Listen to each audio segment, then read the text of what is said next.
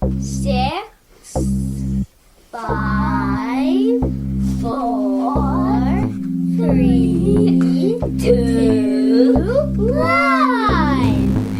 How about we do it again? 6, 7, 4, 3, 2, 1. I think I farted. Okay, let's try one more I time. definitely. Ready? I can review. Making review. Making review. Say 6, 6, 5, 5, 4, 3, 2, 1.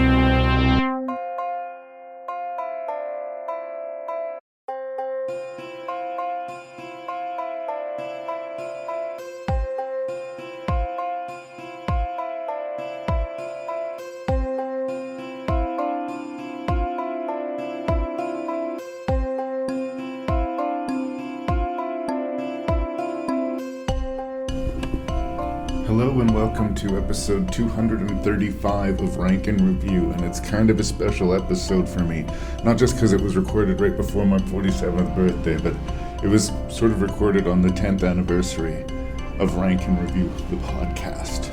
And it has my friend Scott Lehman, who I've known for as long as I've been alive, and myself talking about zombies.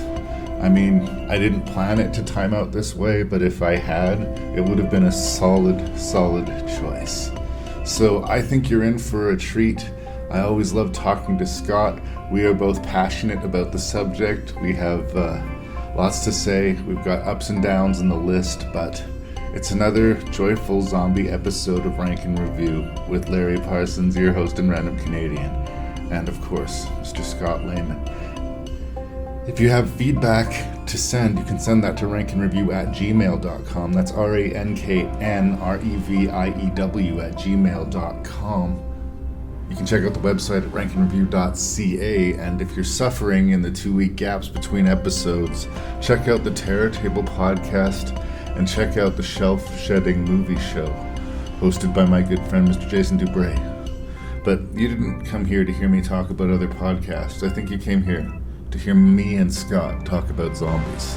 So let's do that.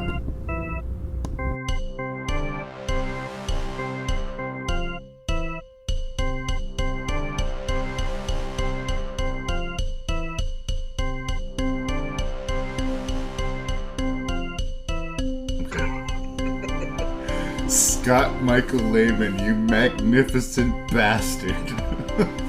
It's so good to hear your voice and indeed see you on my computer screen. You honor me, sir, because tomorrow is my birthday. But I knew that you had all this stuff in your life, and I didn't want to be the source of stress for you. But this being my 10th year of Rank and Review, I would always love to have you on the podcast. But not only did I not have to needle you about this, you got in touch with me saying, "Gee, Larry, do you think I could do this zombie list? Could I twist your arm into doing this zombie list? You know what? The day before my birthday, first thing in the morning with a fresh cup of coffee, this is going to be awesome." So thank you for being here as always, and thank you for choosing zombies.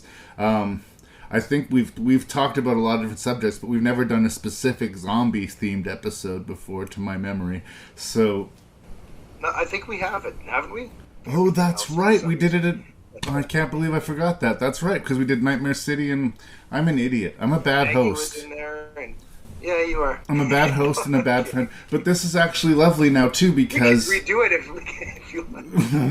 No. I own the creaks and moans of this podcast. I'm not going to pretend that I'm anything that I'm not. But you're absolutely right, and that was a fun episode, and there was that really frustrating low-budget movie. I seem to always throw at least one real, knuckleball, low-budget thriller at you every time we do this. But now we've just had Bigfoot returns on the podcast, and now we can have a zombies returns. It's like sequel episodes. Wormwood was on that. I love Wormwood. Yes, that was number one, I think. Yeah. No, Nightmare City was number one for you, wasn't it? I I have to go listen to it again. Oh, look who doesn't remember what now. I think we're getting old. I like my zombie movies. The zombie movies are fun, and yeah, happy birthday to you. Thank you. And yeah, I figured, I got some stuff going on. It's going to keep me busy. But I thought, let's knock one of these out first. And I thought, I think Larry might have fun if let's do some zombie talk. That's always a good time with you. Right. Was there a particular? I mean, as I'm looking at you, behind you on your wall, there's a poster for Dawn of the Dead. There is. So was that the Spoiler thing alert, that brought you to the episode, or was it just zombies again?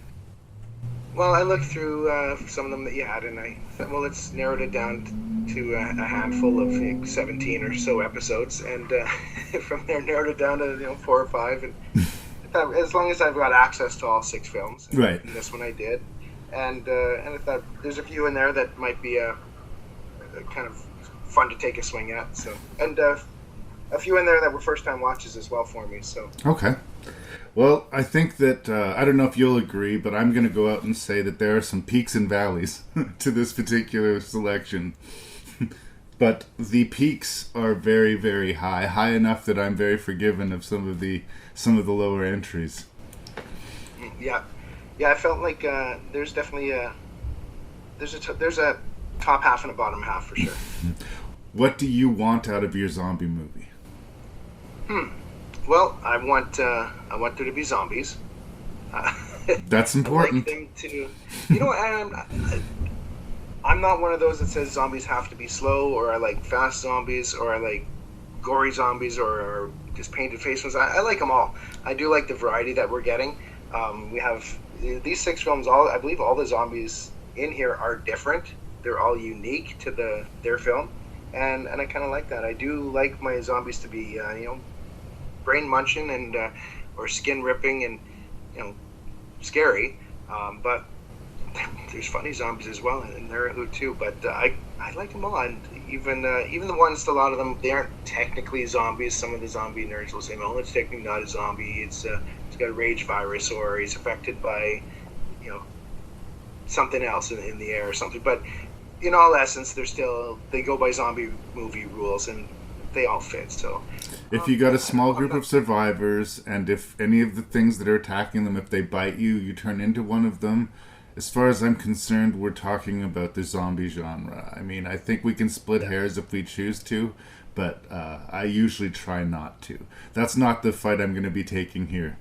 But I think I agree with you when you say I like my zombie movies to have their own personality. The zombies can be different. Like the zombies in Nightmare City are very different than the zombies in Wormwood, but we love both of those movies because they have their own sort of strong, raison d'etre. They have their own way of doing business, and they do it well.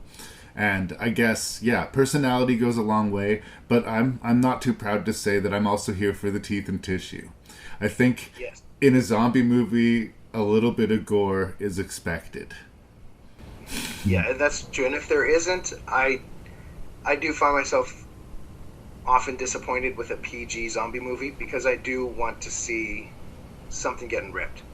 I will be forgiven of bad special effects, even, because I know you're trying something and you got a low budget. So, I mean, having said that, I have seen PG zombie movies that I have liked because they go another route with it. We're not there for the teeth, but they're doing something else with it. Maybe it's a humorous film or something. But I love the idea of zombies, and I'm ready for when it actually happens. I can't wait to get my crowbar and start protecting my family. But I've always liked zombie movies.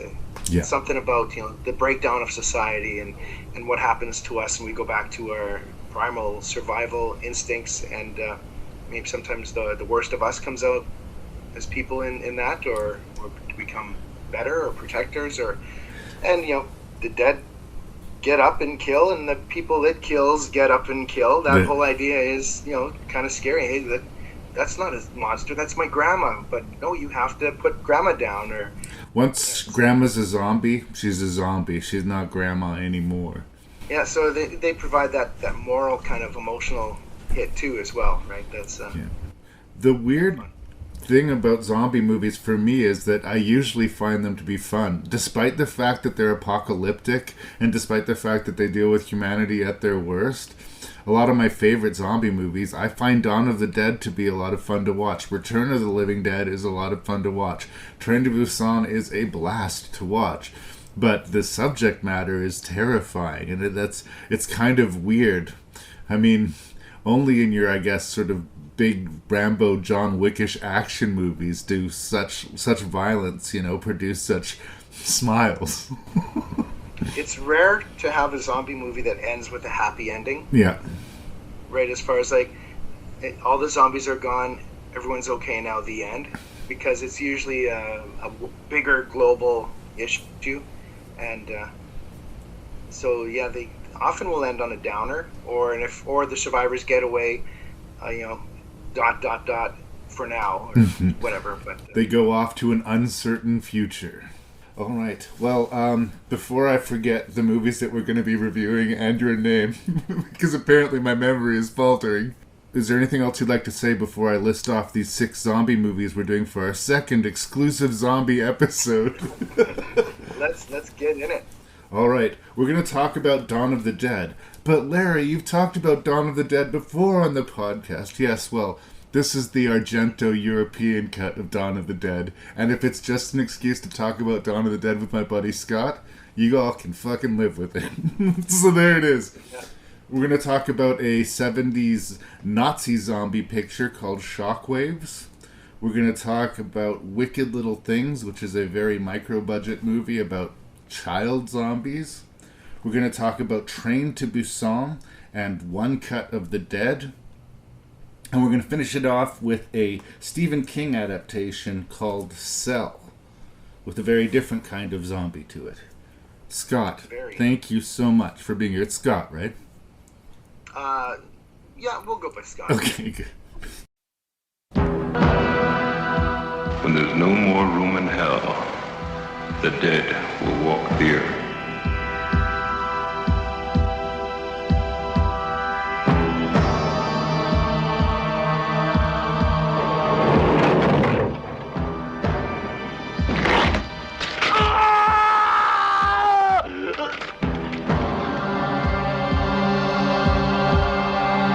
Do you believe the dead are returning to life and attacking the living? I'm not so sure what to believe, Doctor.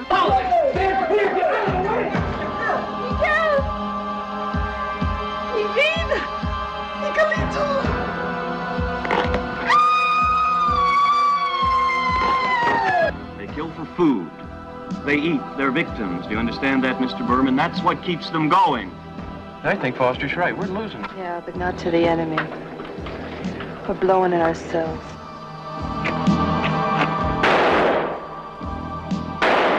A dead body must be exterminated, either by destroying the brain or severing the brain from the rest of the body. A friend of mine's got this helicopter. He does traffic reports for GON and he's running out with it. It's 9 p.m. all right. Stephen, we can't. We've got to stay. We've got to nothing, Fran. We've got to survive. Somebody's got to survive. So, Dawn of the Dead. When I discovered zombie movies as, I guess I was in my early teens when I was really, voraciously looking for them. I'd seen Night of the Living Dead, and I was aware of the Romero zombie movies, but I didn't have the affection I did yet for them because the versions I'd seen of them had been highly compromised. Particularly Day of the Dead was just viciously edited on its VHS release. It was terrible. But I remember very clearly finally getting to see Dawn of the Dead. And the start of the movie being in its sort of rough, shaky, pastel 70s self way, I remember being initially a little bit off, but, "Oh, this looks old and cheap," young Larry said. And then 2 hours and 10 minutes later, because I believe it was the theatrical cut that I watched for the first time, or whatever it was, I was sitting there thinking, this might be the greatest thing I've ever seen in my life. At the time, not just zombie movie, it was that was amazing. It hit me, it set off my imagination in such a way that like you were saying in the beginning, I'm a 14-year-old kid who's imagining how awesome it would be if the zombies came. You know, I think that that's a big change that happens to us over time. When we're younger, it's all like, this would be amazing, and the older we get, the more it's like, maybe it would be not super amazing. In fact, maybe the entire point of Dawn of the Dead is that it would not be amazing to have a mall all to yourself. It would eventually become a prison. Right? But my God, this movie kicks ass on so many levels. And part of its charm is its ricketiness. Part of it is Romero's just handmade, bring your friends to the film set. Like, the energy of the movie has a weird, unstable quality to it. The movie doesn't even settle down into them nesting at the mall and, like, having a narrative until almost a third of the way through the movie. And despite all of these narrative rule-breaking things it's doing, it's never not interesting, it's never not exciting.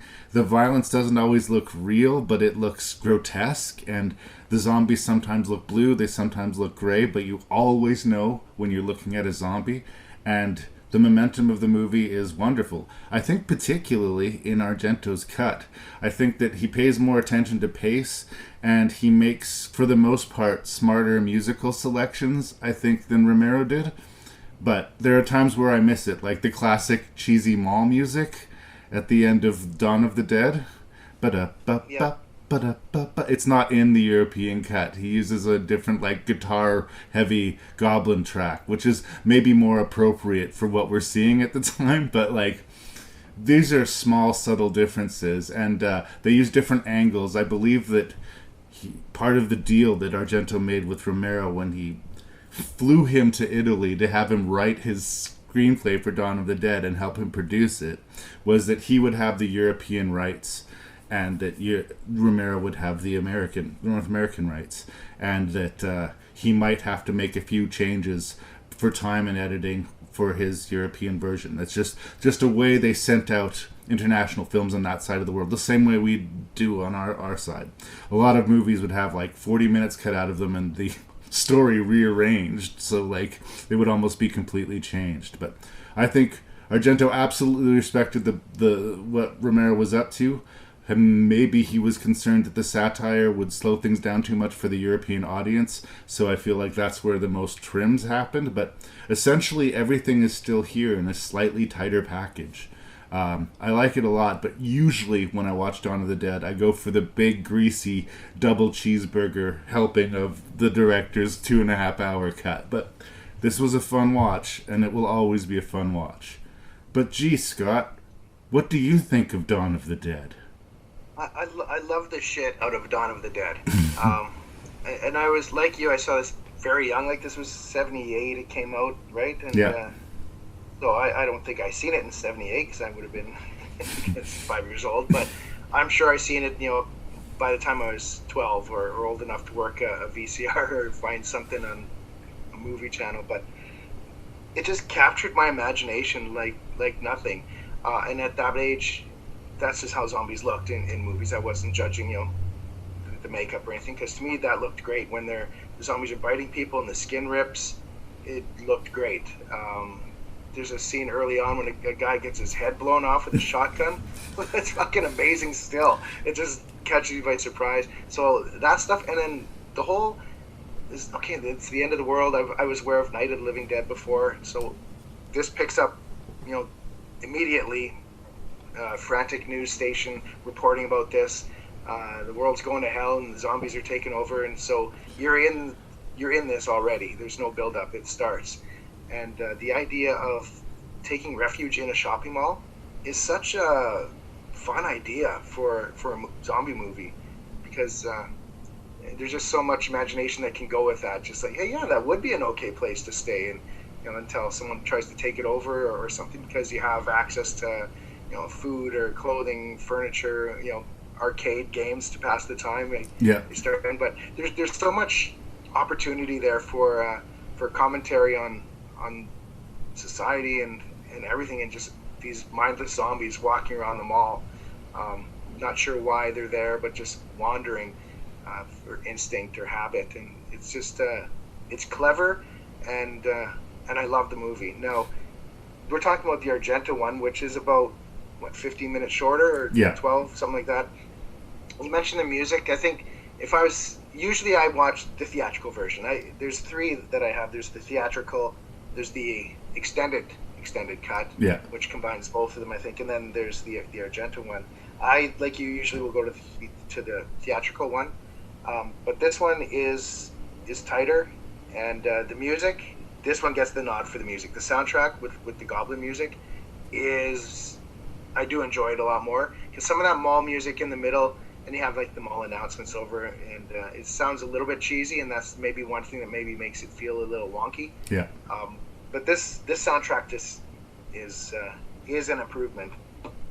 Certain cuts, I didn't really notice the different angles as much. I noticed certain things missing, like the helicopter that chops that one zombie's top of his head off. They took that out for some reason. I think what I read is he wanted to take out anything that was kind of comical. They wanted it a more serious, scary picture. Right. So I guess he thought maybe that was funny. It is kind of clever, but it's a cool effect though. Like, just for the quality of the effect, you think they'd want to keep it. Like, Argento's not known to be squeamish when it comes to gore. No, and it's a funny effect now when you look back on it. Because now when you know what's happening, you see the zombie walking, he's totally got a bigger forehead than it's not real. I totally forgive that, man. But the other thing they took out, some of the cuts I found, because what I did, I watched Dawn of the Dead earlier in the week, and then I watched this one at the end of the week, just so I could really compare the two, and so we're not reviewing the wrong one. And some of the cuts seemed a little jarring to me, just because I was expecting it to be more drawn out. Or there's one scene when they're getting the trucks to block the mall doors. I found that one was a little choppy. It just started halfway into the scene. You weren't really sure what was happening. You kind of lost a little of the character on that. But the movie moves along, and it's still 2 hours, and it's still phenomenal. It's still Dawn of the Dead. Yeah. See, it's weird because I had this memory of it. I watched it on VHS the first time, the European cut, the Argento cut, and I misremembered it. Like, I thought he'd taken the pie out of it. Remember where when the bikers start throwing the pies at him? But it's very much here. At least this time I watched it, there it was. That's the most confusing thing to me, because if you're going to take out the comedic moments, that is the one I'm circling with a red marker saying, we'll take I would take that one out. Exactly. That's the one scene in the full thing where why are we having a pie fight? I know that was a big thing in like late 70s. And even Romero doesn't have a good answer for you. I think that things got carried away on set. They were driving motorbikes around this mall, and they were having a party, and all of a sudden it became this absurd thing, this absurd, I don't know, Andy Warhol moment. Because the bikers are smart until they're suddenly stupid. They're walking through the zombies like they're nothing until they're suddenly made into a blender by them. And in a less interesting, less well-made movie, it would have bothered me more. It's funny because watching it this time too, I was a little bit more aware of, like, I used to be even in my introduction, I was a little bit dismissive about, there's something a little bit handmade and choppy and not amateurish, but there's something unpolished about Romero. All of his movies seem to have it, no matter how deep into his career he goes. But there's something about that lack of polish that makes them feel different and makes you kind of go with them.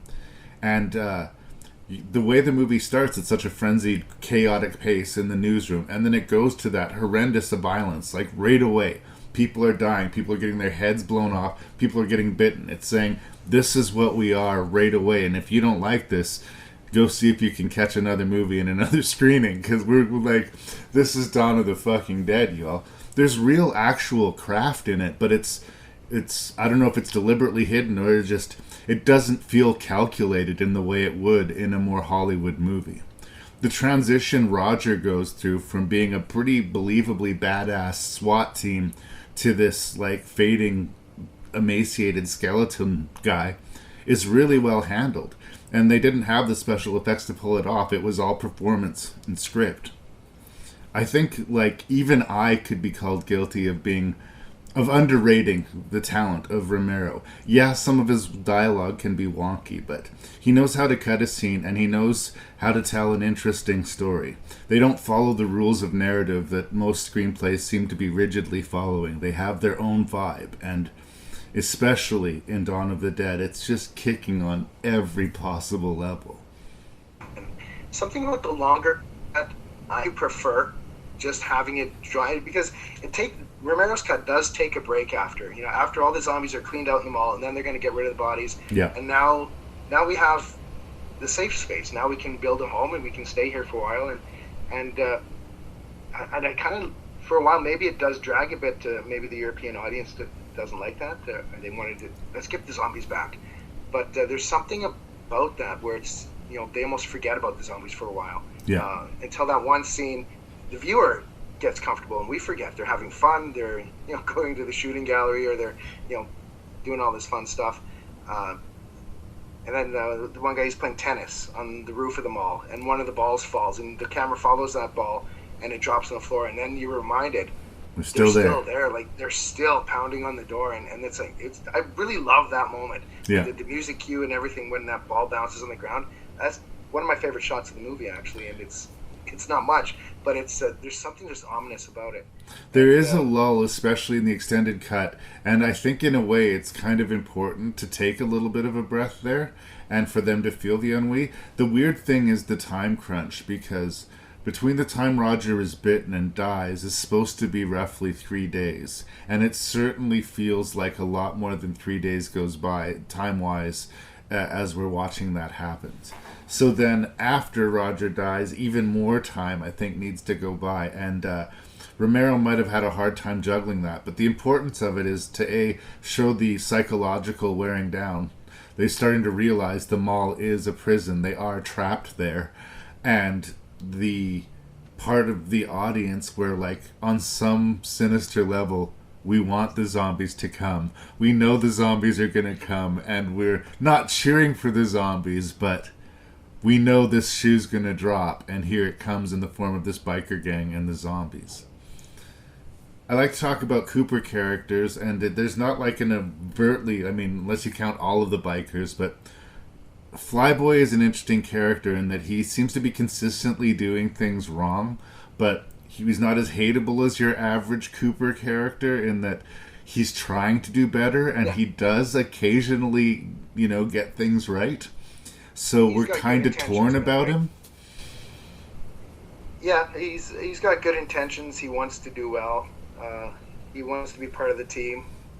And there's that one scene when they're first going in that big department store, and then hey, let's go get Flyboy on our side, and they go and get him, and he seems like, hey, look, I'm one of the guys now. He just has this joy about him. They're banging on the glass, getting the zombies' attention. I don't really know if there's a character in here. Maybe Roger when he gets bit. Maybe that's. I think we let him off the hook a little bit. That character, because he's being, and he has that coming because he's laughing, he's hooting and hollering and having a great time and showing off, and now look what you did. You weren't get your head in the game. Yeah. But as far as characters, I don't know if there's one really that stands out that way to me, but. Well, they're just in the way that they cause problems. Like Flyboy, if he didn't start shooting at the bikers, they could have kept their little hiding spot, and they could have rebuilt.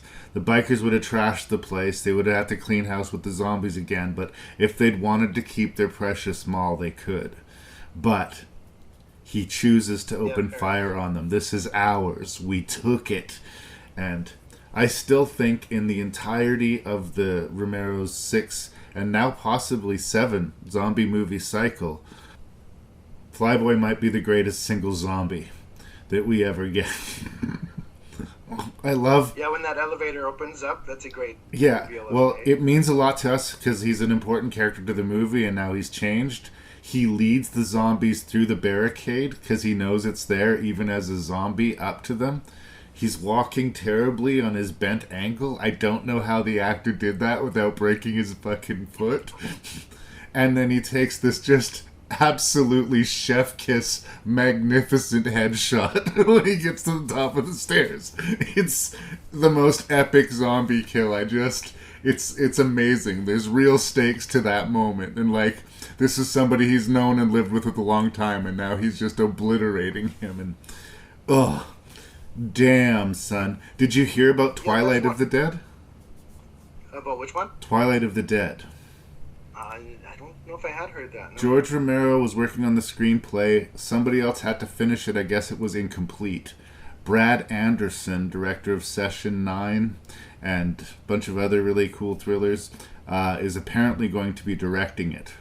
But it's all up in the air because of the strike that's going on right now. But we may get a 7th kind of quasi-unofficial Romero zombie movie.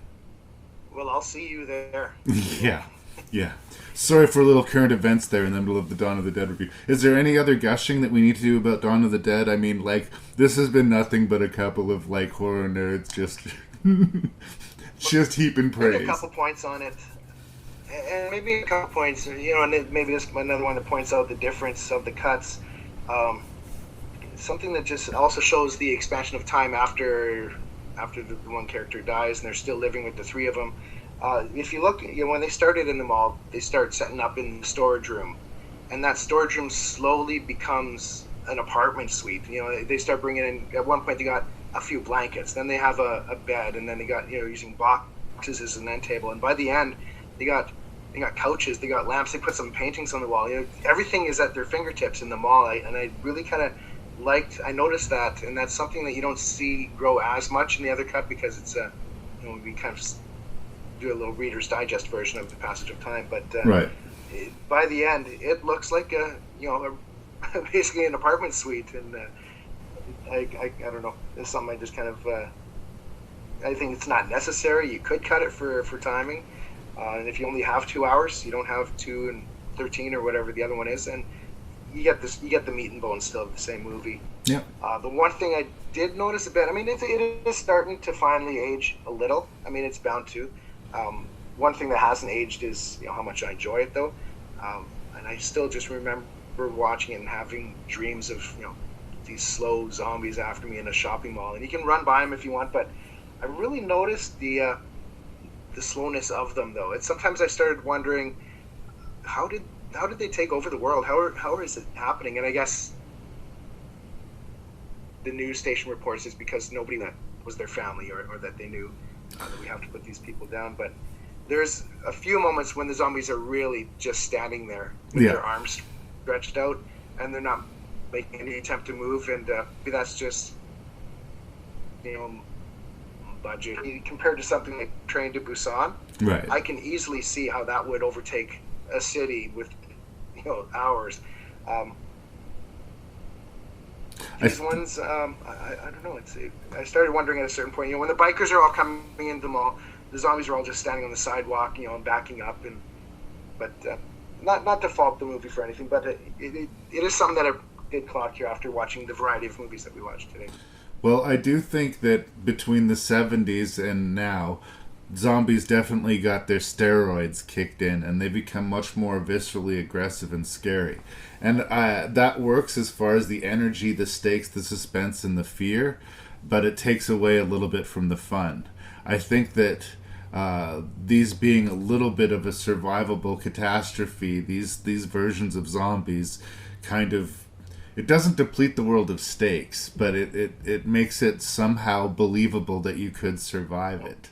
And as far as why they're not, well, I think that's the sort of thesis of all of the Romero Dead movies. When the dead walk, we have to stop killing each other or we lose the war, right? And we don't stop killing each other. In fact, we start killing each other more. And just the classic sort of zombie... And that's not a knock? That's not a knock, no. Oh, you froze for me for a second. I don't mean to sound that way. Sorry, you froze just a second there. It's not a knock, but what?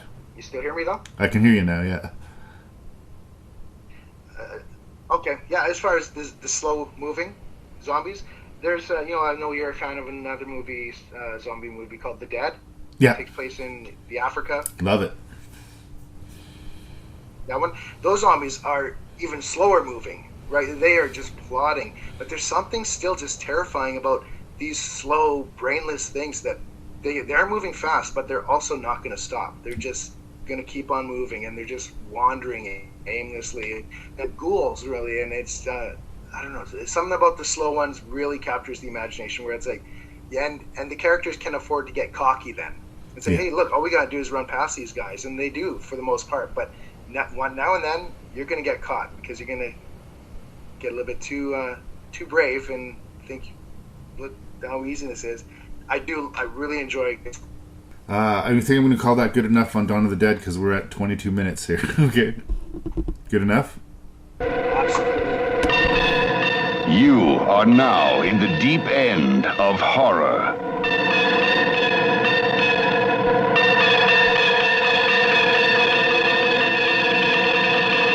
Shockwaves. Once they were almost human. You mean to say that what we all saw out there is just a mirage? It was a minor underwater disturbance, with a hot sky acting on a cold current coming from a mile down below.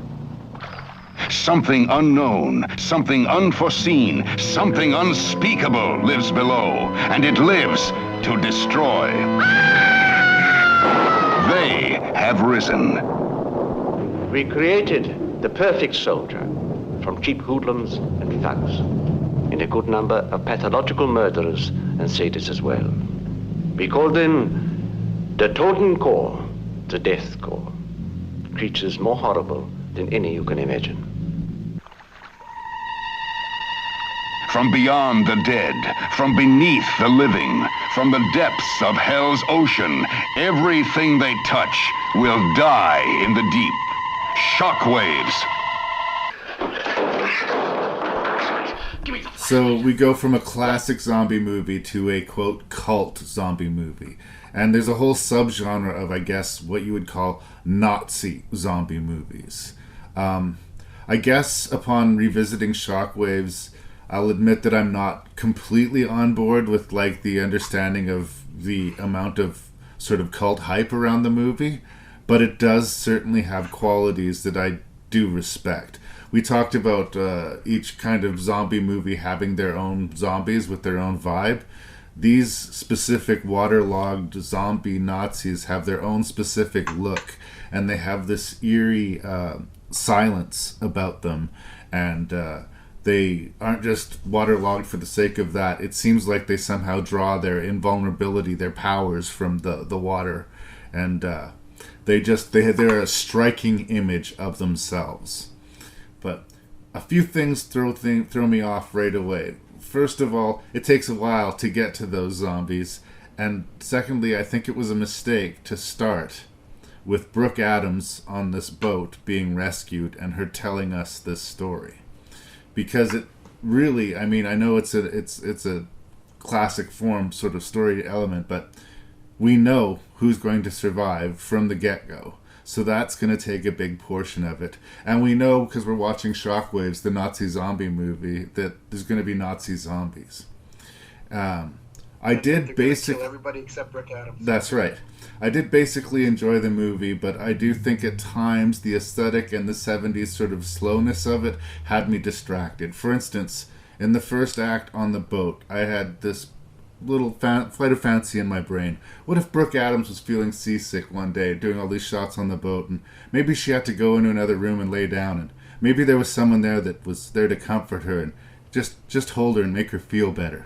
Or maybe when they were walking through the woods, Brooke Adams they need to do another camera setup, so she just sort of would walk off into the woods and have a swim in some little pond there, but she can't get her costume wet. So I found myself thinking a lot about, occasions and liaisons with Brooke Adams.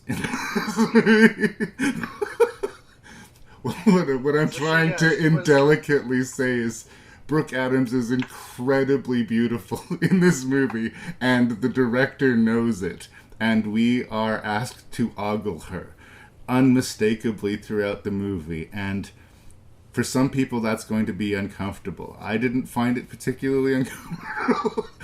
I have strong feelings about Brooke Adams.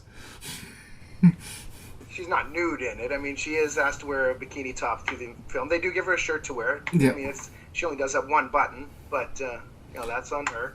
But it's very right. upfront. It's very upfront about it, And now here's Brooke swimming for a long time in her bikini, and now, and look, I'm not mad at it. I'm not mad at it, but I can totally see in the modern age people seeing it's a very male gaze. Let's be real. The other thing is our two sort of stalwart, past their prime actors that we have put in here. We get Peter Cushing and John Carradine. I think John Carradine cashed a paycheck, and I think Peter Cushing gave a performance. But that's just one guy's opinion.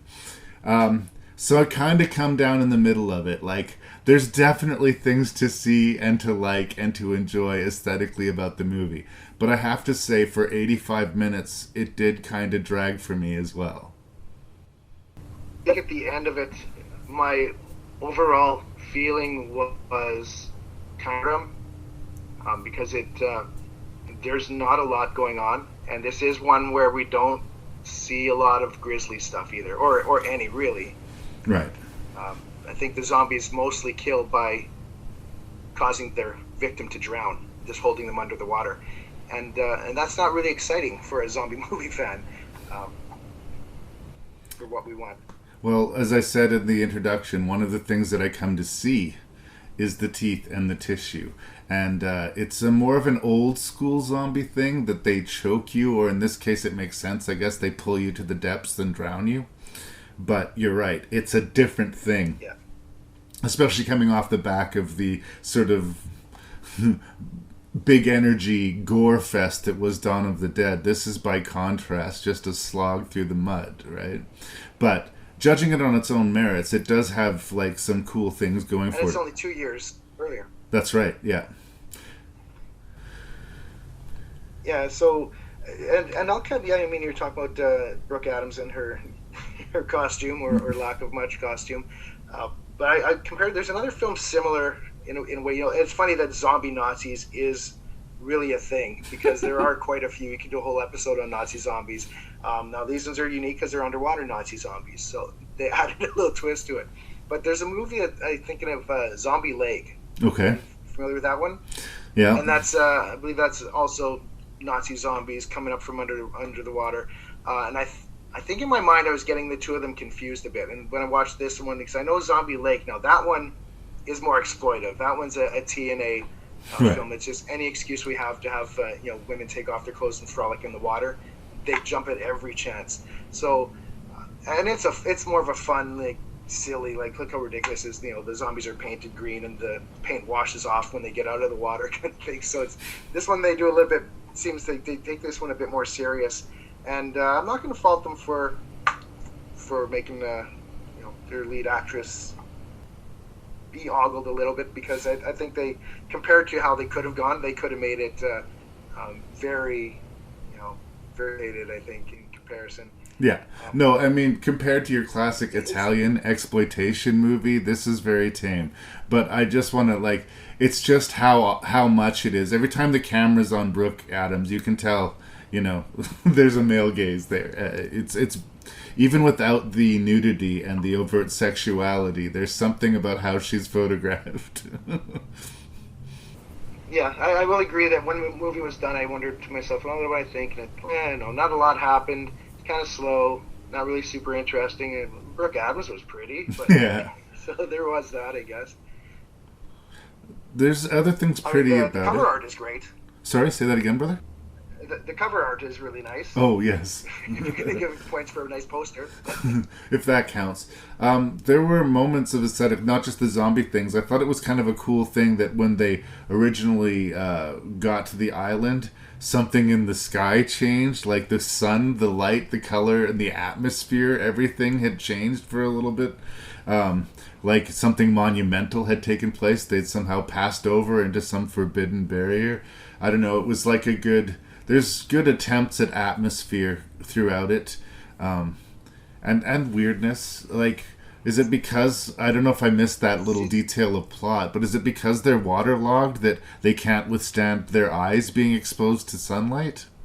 There was something about that, because they make them wear these goggles. Yeah. And so, one of them, their goggles gets ripped off, and he suffers from that. Yeah, he can't handle it. But I'm glad you pointed out the sky color change. Yes. Because that was one, and it's interesting. I like that you appreciated that. That's something I didn't like that. Oh, yeah? I thought I didn't understand why all of a sudden, hey, look at the sun, and say, why do you have to say the whole place is pinkish, yellowy, orangey? It just, to me, it looked like they there was a flaw with the film or something, and they just tried to explain it by writing a new scene on the spot, because it was strange. It just made no sense, and it was just there was a tint to the film or something, and overexposed or something. But it threw me off there, and I was not sure what was going on. Not in I wonder what's going on. It was like, what the hell's going on? Right.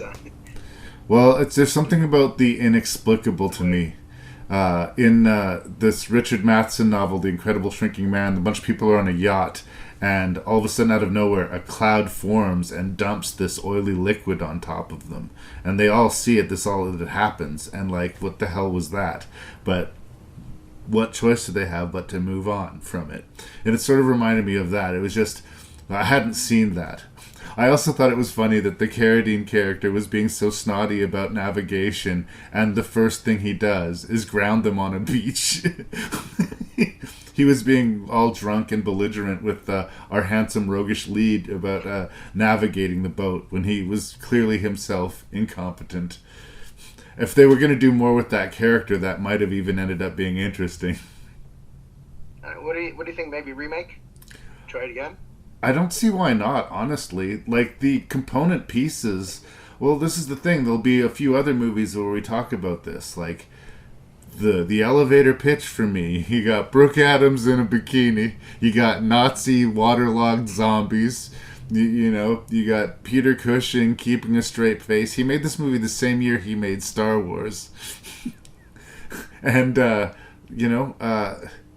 kind of like that if he was holding his nose, it wasn't on his face. Like, this is a cheesy Nazi zombie movie, but he showed up and he gave a performance, and he had the scarred makeup and whatever. He was there to deliver the goods, and he would. But yeah, I don't see why you couldn't remake it. There's plenty of stars we could dust off to put in it, and I don't know, maybe either up the ante on the gore or up the ante on the cheese. I don't know. There was an ingredient missing for me. I don't know.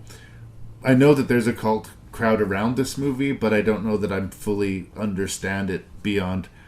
Like, I have this image of the movie premiering somewhere, and Brooke Adams being there, and somehow me being there too, and talking to her after the movie, and she's a little bit embarrassed about it, and we laugh, and somehow our eyes meet, and... Sorry, I forgot what I was talking about.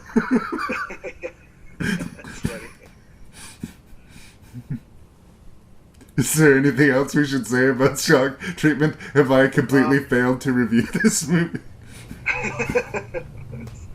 Well, no, I think we tried to stay on topic. I think we covered most of it. Yeah, it's I don't know. It's funny that there's so many zombie Nazi movies now, but and that was kind of one of the early ones, I guess. But yeah, I think we covered it. Watch Dead Snow, you guys. We don't make deliveries up there. Whose little girl are you?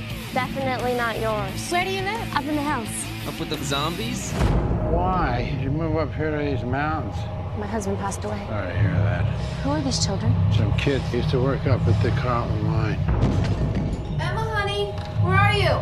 Emma! Are you okay? Mary doesn't like to live in there anymore. Where'd you get the doll? Mary gave it to me. Hail Mary, full of grace, the Lord is with thee.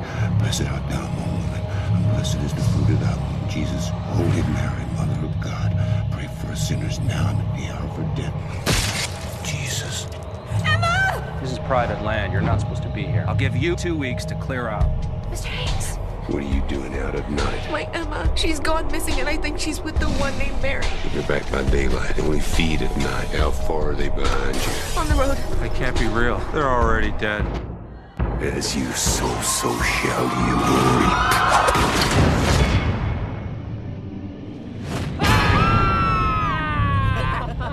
Gotcha.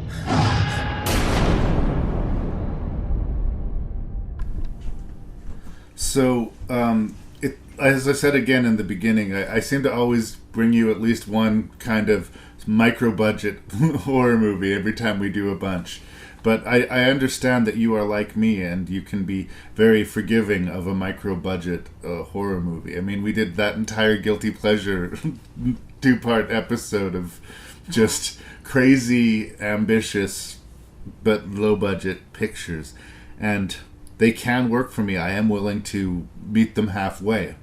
And this is not like Perkins 14, and it's not like Zombie Town, some of the other ones that we've done, in that it's not in a obvious wall-to-wall way amateurish. Like, I do think the movie looks good. I think it sounds good. I think the cast is capable. The zombie by way of ghost story that they're telling is incredibly familiar. So familiar that almost in a bare bones way, like, it is The Fog, just slightly relocated in some respects. Or John Carpenter's Fog, or that type of vengeance-based ghost story. Like, insert formula here and definitely it plays. But it's just the idea, the images of these creepy little black-eyed zombie children, and that they have a legacy that they're sort of after, and they want to get revenge on specific bloodlines. And if you're not in that bloodlines, you're in significant less danger, it turns out, than other people in the story. But who gets exempt unless you just happen to get in the way. Yeah, unless you're in the wrong place, wrong time, apparently, too. My point is, there's all these little component parts about the movies that I feel like I should be here defending it more and cheering for it more. But at the end of the day, despite interesting people being in it, despite it having cool imagery and a not a bad idea and a very competent execution, if not for, like, in spite of its low budget, this was another one of the After Dark film festival ones we've talked about before in the past. And yeah, you got real peaks and valleys in quality in those.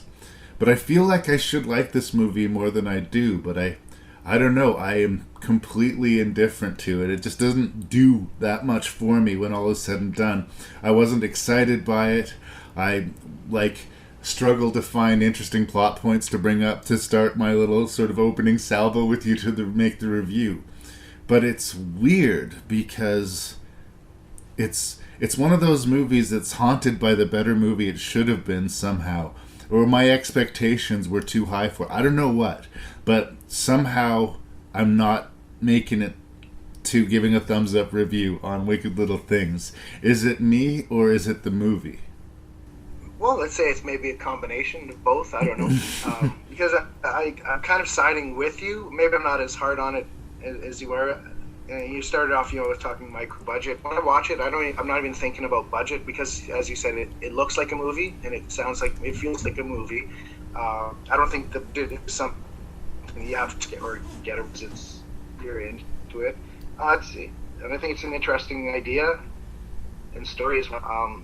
And something about, now these are different zombies because it's not a apocalyptic zombies taking over the world. No. It is almost like a ghost story, and these zombies only kind of appear at night or how they need to, but they stay in their community. They don't wander and turn others into zombies. It's just these kids.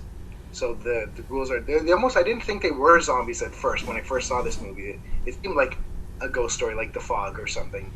Then you do see them eating, they be zombies.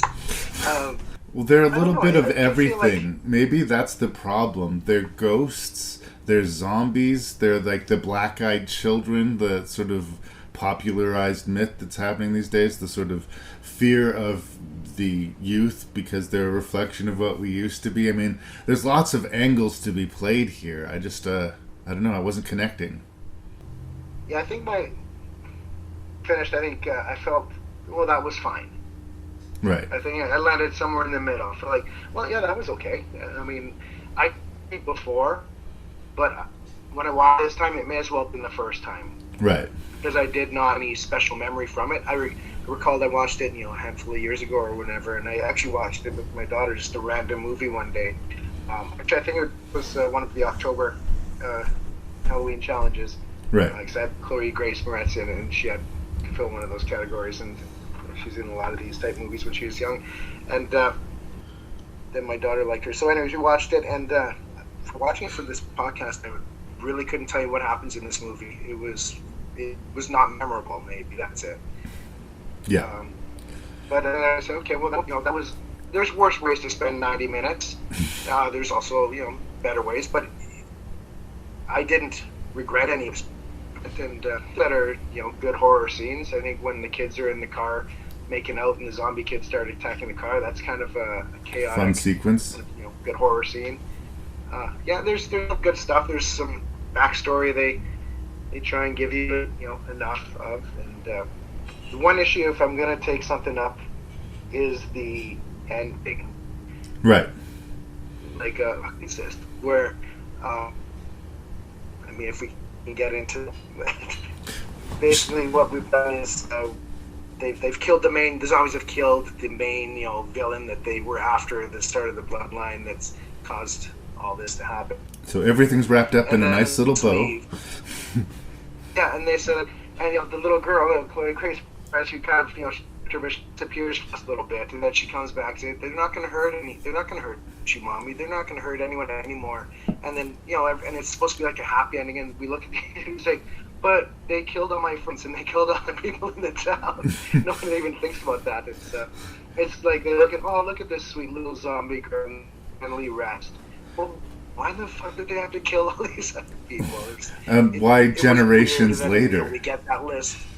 The whole everything's okay, and now they left. The family moves out from this house, and they apparently leave the house to the zombie kids to live in. Yeah. From what the little girl, the zombie was on the bed holding a doll, and the little boy clothing. What? Well, so, I thought they were going to go with the classic Chloe Grace Moretz is still possessed by the little girl, right? But no, they went for a much dumber, even sillier twist ending. Like, they leave and the ghost zombie things are still in the house, just playing house forever. Like, no, no, thank you to that. I can't remember the character's name, but the old man that kind of was putting blood on the door to protect people. Right. Said he tied everything up. He took care of things because they don't tell us what's going to happen now. Oh, don't worry, he took care of things. Yeah.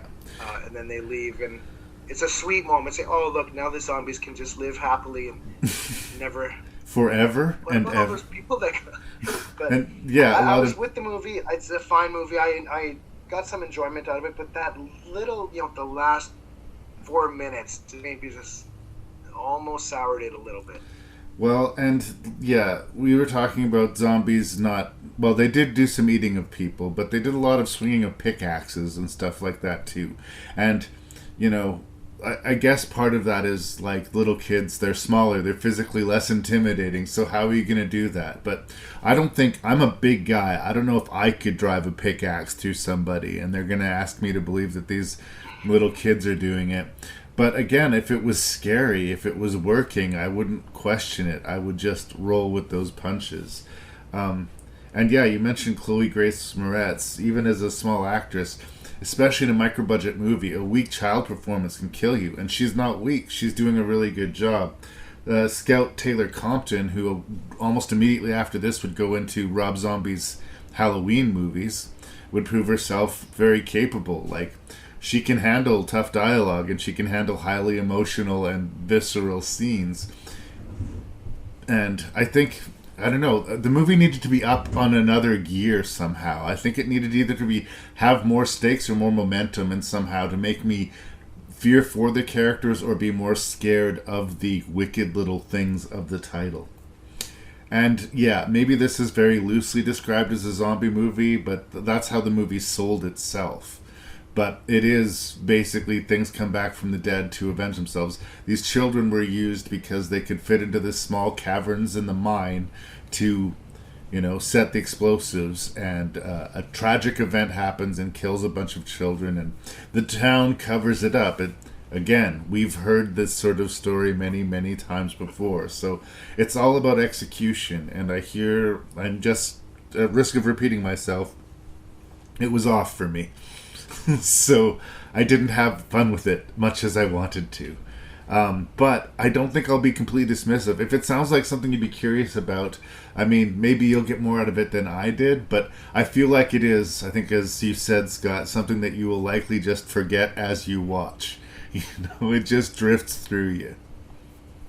Yeah, and some of those After Dark ones kind of can be like that too. They're hit and miss. Some of them were memorable, some are a little bit less, but I take the effort, I guess, and taking a swing at them. But I think it sounds like I got a little bit more enjoyment out of it than you did, but not by a Not whole by a lot. ton. It was kind of middle ground for me. Yeah, it was fine.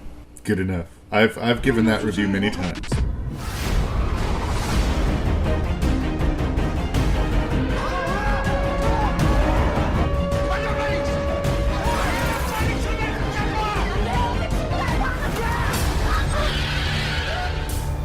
아직까지 남의 안은 열려 있다니까. 우리 그냥 이것들 달고 부산으로 갑시다 바로. 진짜 몇 호칸?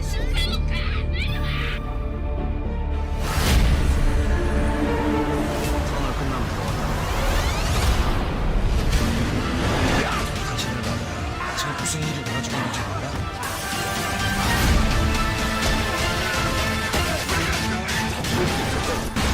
우리 열차는 더 이상 부산으로 운행할 수가 없게 됐습니다.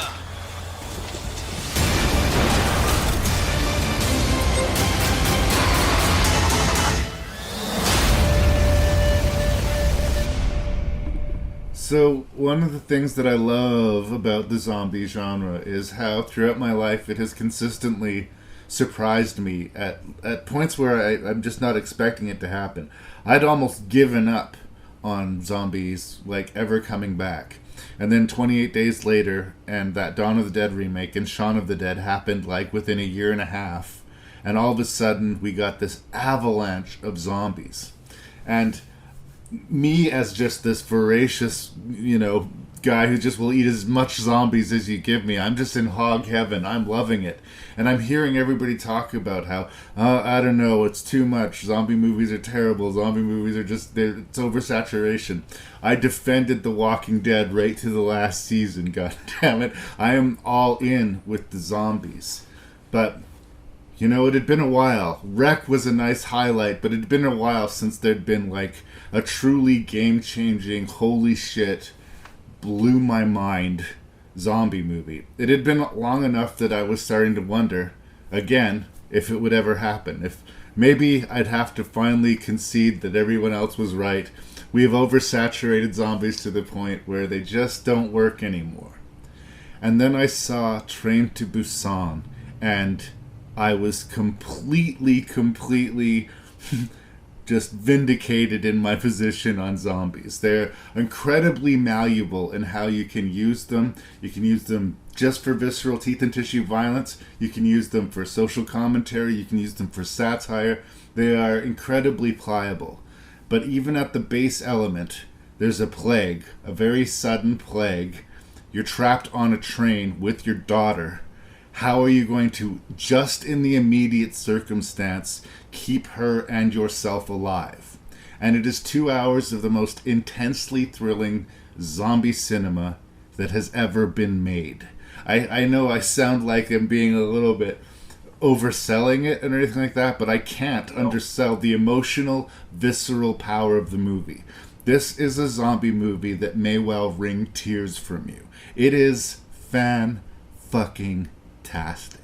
So I'm not sure if it's coming through, but I'm a big fan of Train to Busan. This film completely blows my fucking mind. If you don't mind the odd F-bomb here, Larry, but you are not overselling it. It's you can't. It's after I saw this the first time, and I tell this, I think I said it to you, like, I consider if there's three granddaddy zombie movies through history to me that are just, if I had to pick three, the main, just most important, influential, game-changing zombie movies to me, we got Dawn of the Dead, Return of the Living Dead, and this puppy here, Train to Busan. That's how important and how highly I regard this film. It's just incredible. Like you said, the visceral violence of the zombies, but that emotional impact. Dude, I shed tears during this movie, and it's and then while you're reading as well, it's subtitled, it's Korean. Yeah. So for the performances to be that good, where I'm catching all the visual, and plus, I'm getting the dialogue, and it's impacting me, I feel stuff. It's the rare thing to watch a zombie movie that's this crazy and frantic and violent. There is a lot of violence in it and scares, but also to have that much emotion is, I think, what really, really impressed me. Yeah. it also is a piecemeal. If you're a zombie movie fan, which I think we can safely say you and I are, you can see where it's borrowing from. It's like taking the ferocity and the fast zombies of like your Wreck and your 28 Days Later, but it's also taking elements of Romero's. We very definitely have one of the biggest fucking Cooper characters in zombie movie history. I was saying the same thing while it was on, that this guy might be the biggest asshole in not just zombie history, maybe movie history, where his whole purpose is just to be an asshole. You rage and you rage and you rage against him, and every time you think he's hit bottom and he's done the worst thing he can possibly do, he absolutely goes lower. It's unbelievable. You hate him so much. And again, that's an emotional reaction. Like, when you hate a character that passionately, the movie is working you and working you well. But there's also characters that you love, you know? There's this guy who's protecting his pregnant wife through the whole movie. And you know the second you meet this guy, because he's non-essential, that this guy's not making the end credits of the movie. But it's still breaks you in half when shit goes bad for him. Like, the performances are just amazing. Like, my thing with Train to Busan now, because I've seen it a lot of times because it's fucking amazing, is that I think there might be maybe two things in the whole movie that I would personally change. And again, small things. And we found threads to pull in Dawn of the Dead as well. But there's two scenes pretty early in the movie. One where a deer is run over by a truck and obliterated, and it kind of rebuilds itself and reconnects together. And a scene where the zombies are falling out of the sky, smashing onto the ground, and then getting up and their bodies reconstituting and continuing to attack. For whatever reason, they established that in the first act of the movie, but that is not how the zombies behave for the rest of the movie. For the rest of the movie, like, they're very fast, they're very ferocious, but they don't, you know, suddenly get up and unbreak their bones if their bones are broken. But well, see, I don't know, because I think a big key on this is the way the zombies move.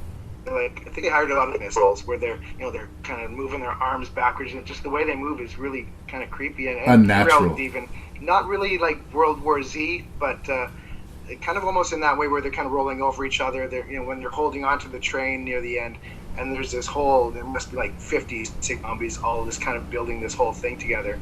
And I think this one worked a lot better than how they did a similar idea in World War Z. But they swarm like the way insects. They were falling and breaking. Yeah, for sure. I didn't really clock that the way you did. If they changed movements partway through, I think there's just so much going on. I didn't really notice that. I like the way they run, and like they have this weird waddle on. But I'm talking about like the deer is smushed by the truck, and it somehow unsmushes itself and stands up again, right? I didn't think they were that level of indestructible for the rest of the movie. They were all like individual Terminators in a couple of those scenes. But again, I don't mean to make a meal out of this, because this is a small thing, and while the movie's moving too fast for you to really clock it, it's because I've seen it several times that I noticed these little things. But I like the way they handle the zombies. It's described in the novels that they based the Pontypool off of, this weird herd mentality of zombies.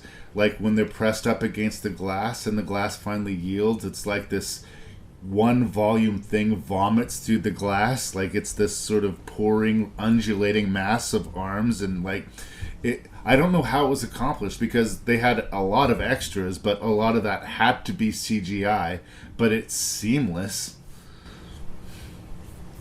Yeah, it looks really good.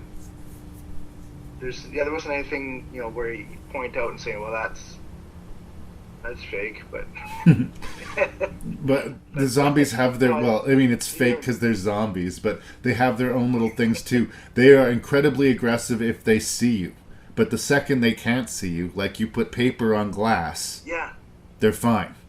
But the second they see you, they are furious. Like the one guy, he throws a blanket over the zombie's head, and the zombie just all of a sudden stops. He doesn't know what to do, and then he can get away. You're right, that's one thing they added to this, is they don't attack you if they don't see you. They just wandering. But if they see you, they go just rabid. But yeah, because they start walking by them, the train cars, just being quiet, through the tunnels when it's dark. Yeah. There's a lot of things to cross the train is you can only go so far. Sorry, you were cutting out there a little bit.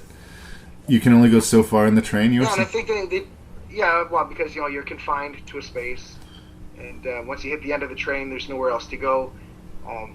So there is that kind of horror element as well.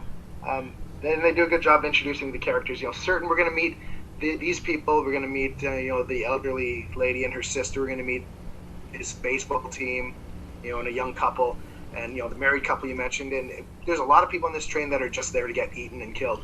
But they do a great job of introducing us to certain people that you can kind of know and like, and of course, and the asshole as well. And maybe the asshole thing is a bit on the nose. It's just how hard they wanted to. All right, this guy's name may as well be asshole, but why does he keep on living? He just kills person after person, and he does the wrong thing again and again, and he's rewarded for it again and again, and you hate him so much that for a while you start cheering for the zombies. But then even when he becomes a zombie, he's still this epic problem. Oh. There's the homeless guy who was chased onto the train by the first infected, the at least ground zero for the infection on the train. So he knows what's going on, and he's not supposed to be there. And on some level, whether he clocks it or not, because he led her onto the train, I think he kind of feels a little bit responsible, and he particularly latches onto this little girl. And it's funny because it's this entire little character thread subplot, and it's almost entirely unspoken, but it totally works. Yeah, there's a lot of that stuff that just works too. I mean, even kind of the stuff between the little girl and her dad, how the one guy says her dad's her job means he's a bloodsucker, and she kind of says, people say that, or she kind of knows it, or there's odd moments where she judges her dad, and this is why mom left, and she's such a little kid, and she does a great job as far as the child actor as well. My. But yeah, it's really hard because you see that it's a broken marriage. He's bringing her to see her mom because that's what she wants, and he's trying to repair that relationship. And just some moments in that are so just emotional, and it's such a I don't know. I love recommending this to people who haven't seen it. They really got it. It's a safe recommend. He's lost trust with his daughter is the thing. Like when he promises he's going to be back, she doubts him. Like she doesn't feel safe and loved with her dad until the third act of the movie. And it's like crushing. Like again, I said it at the beginning, it really works on you emotionally in a way that no other zombie movie I can think of can. There's a scene, and I know I do spoilers on the show, but even on the chance that I'm spoiling this for someone, I don't want to completely say it, but there's a scene with two characters walking through a tunnel, and that little girl is singing a song to her father. Oh, yeah. Jesus! Like, wow! Oh my gosh, yeah. And even, in a foreign language, it gets you, right? Yeah. And I don't think, we're both dads and we're both Papa Bears, and, that can get to us, but I don't think it's a prerequisite. I think if you're a human being with feelings, this is gonna, work for you. And the end of the initial Train to Busan, that crash that happens with the cast of thousands, zombies running everywhere, it's really everything World War Z should have been. In a lot of ways. It puts to shame, big budget zombie movies anywhere. I did a whole episode dedicated to Resident Evil, the Resident Evil franchise, and they spent millions of dollars on those movies, and there's sequences that look cool, but if you really applied that money in a really, if you applied it correctly, you would get Train to Busan. And I'm so glad that it happened. I felt completely regenerated and, I say, vindicated in my zombie fandom from this movie. And like you say, recommending this to people is such a safe bet. even people who don't like zombie movies get caught up in it because the characters are strong and the momentum and energy of the movie just carries you through it. You can't look away. Word is, I guess there's plans for an American remake as well. And to that, I just say, why? Yeah. If the perfect movie exists, what are you going to improve on it? Just make it in a different language, I guess? Well, and they did this sequel to it, Peninsula. I don't know, I think it's a little too reliant on the CGI. It certainly was not as impressive as Train to Busan. But to be fair, it would be an almost impossible act to follow. Like, bravo. Like, I would buy a beer to everyone on set, although that would be expensive because, like I say, cast of thousands. Good enough? Have we sold Train to Busan?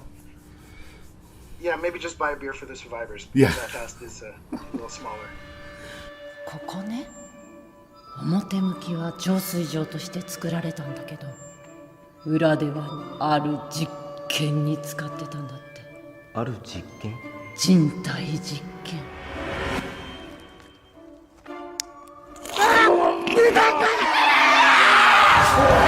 撮影は続ける。カメラは止めない。あの噂が本当だったなんて。最高かよ、おい。血はもう巻き終わった。死の呪文を唱えるとそれは蘇る。それ？ So now I think we come to the only Zom comedy, I guess, arguably, of the group. Yep.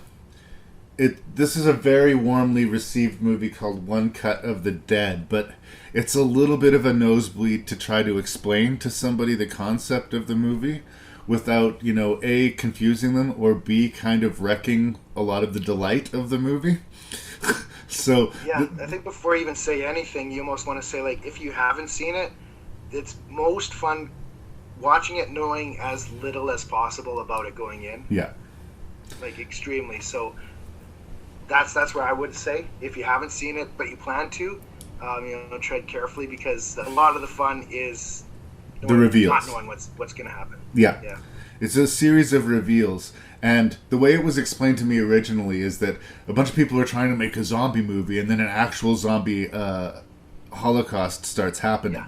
Which is sort of true, but sort of not true, as we turned out. Going in, that's a good tagline. That's a good way to go in. That's a good way. Okay, yeah, I'll watch that. Yeah, that sounds like interesting. And is it found footage? Not exactly. Is it a straightforward movie? Not exactly. But the one shot of the dead, it's not the entire movie, but it is, I believe, like the first 35-ish minutes of the movie is the one shot of the dead. And within that one shot, as you're watching it... continual camera cut. That's right. As I was watching it the first time, I was like, it's impressive. They're keeping this to one shot. But, I mean, there's air in the proceedings here, and there's something a little bit awkward. But, like, I'm going with the movie because, like I've said earlier, I'm cheering for the low-budget, ambitious movie.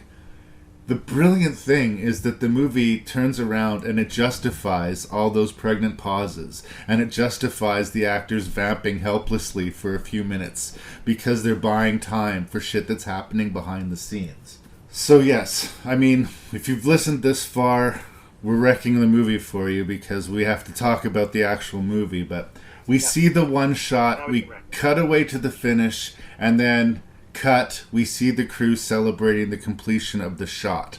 And then we see the man being hired to make this movie, and we see what's going on behind the scenes as he's shooting the one shot of the dead. Now, almost universally people love this movie when they've watched it. The only time I've ever heard anyone complain, and I don't take it seriously, is in the end of the day, is it a for real zombie movie? To me, I say yes, it's a for real zombie movie and it's awesome. But you don't need for real zombies to make it a for real zombie movie. So, yeah, the reason one of the characters is inconsistent is that actor is off his ass drunk and has to physically be carried from point to point. When somebody... actors shitting Yeah, one of the actors shitting themselves. Sorry, you were cutting off there, so I finished your sentence. One of the actors has to leave because they're pooping their pants, and they have to fix it on the fly. And when we watch it the first time, we don't know what's going on, but when we watch it the second time, there's this lovely aha.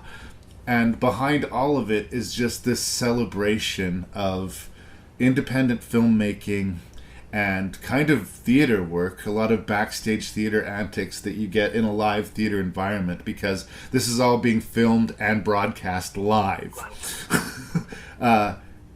You come to just cheer for them, and you want everything to work out for them, and you fall in love with the project. And by the time the movie's over, you're just so happy with everything that's happened and all of the, clever turns of the plot, that the fact that there was no real zombies in the movie at the end of the day is not a complaint at all. Because are you smiling? Did you enjoy watching the movie? Because I know I sure as hell did.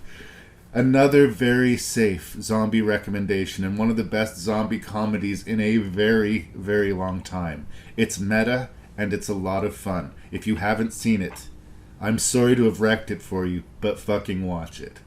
Yes, you'll still enjoy it, but I do stand by, for me, not knowing, going in, watching it. You might have trouble with it. I think for the first half hour, there were moments where I was questioning, because the acting is not hour, but you realize it's because they're acting as actors. As bad actors. It's strange because it starts immediately. And it looks grainy. It looks low budget because they're making a low budget movie. It's definitely in 3 separate acts. The first act is the finished movie. They're supposed to knife in one shot, and that's the whole movie. But we don't know that at first. We're just watching this movie that seems really off. Strange. The acting is a little weird. The writing is weird. This lady starts talking about her self-defense, which I love at the end. I love that moment. But when you're watching, it's like, what the hell? That has nothing to do with anything. And I've heard people walked out of this movie and did not enjoy it, but they're the ones that left a half hour in or less. This is not for me. You may feel like that. Give it its time, because it pays off, and you don't realize how well this is going to pay off until the end. I watched this twice this week. The first time I watched it was fresh, and I didn't know going in. The second time I watched it, even better experience, because now I know, and I'm picking up all these little things while it's happening. It works that way. As you said, the second act of the film is 1 month prior. Yeah. It's the preparation for this movie.